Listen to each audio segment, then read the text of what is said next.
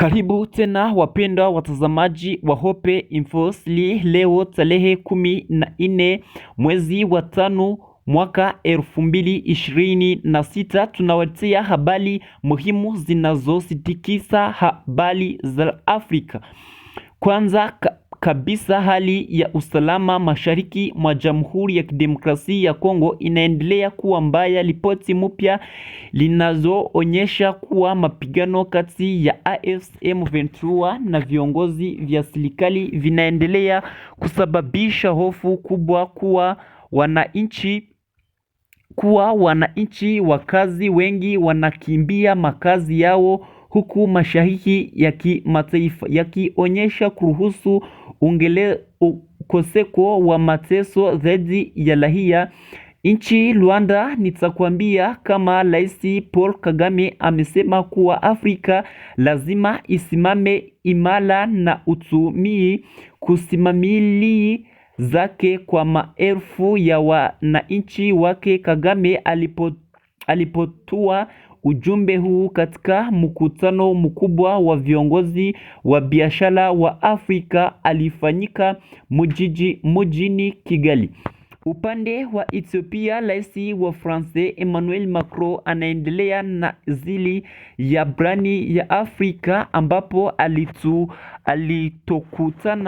alikutana na waziri mkuu wa Abiy Ahmed. Mazungumzo yao yalisihuluzu usalama wa Afrika, uchumi pamoja na uongozi ndani ya Umoja wa Mataifa. Katika nchi Sudani, mapigano makali yanaendelea katika jeshi la serikali na makundi lenye silaha pamoja na mataifa wenye kuwa vita vinaweza kusababisha mzozo mkubwa zaidi katika eneo la Afrika Mashariki ikiwa suluhisho la haraka la katikana.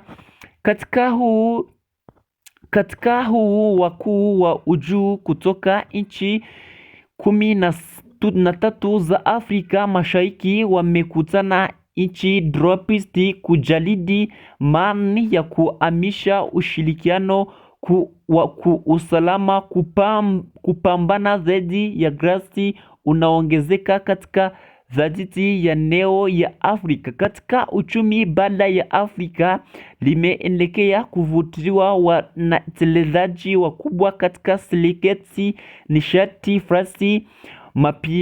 Mabilioni ya dola yanatangazwa kwa ajili ya didi mpya ya elimu na ushauri badala ya katika nchi mbalimbali za Afrika.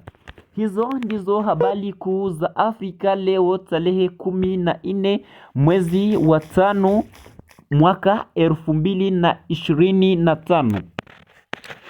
Usisahau kusubscribe kwenye Hope Info, kubonyesha like na ushare video hii ili wengine waweze kupata habari muhimu kila siku. Asante sana kwa kuendelea kutuunga mkono kwenye Hope Info.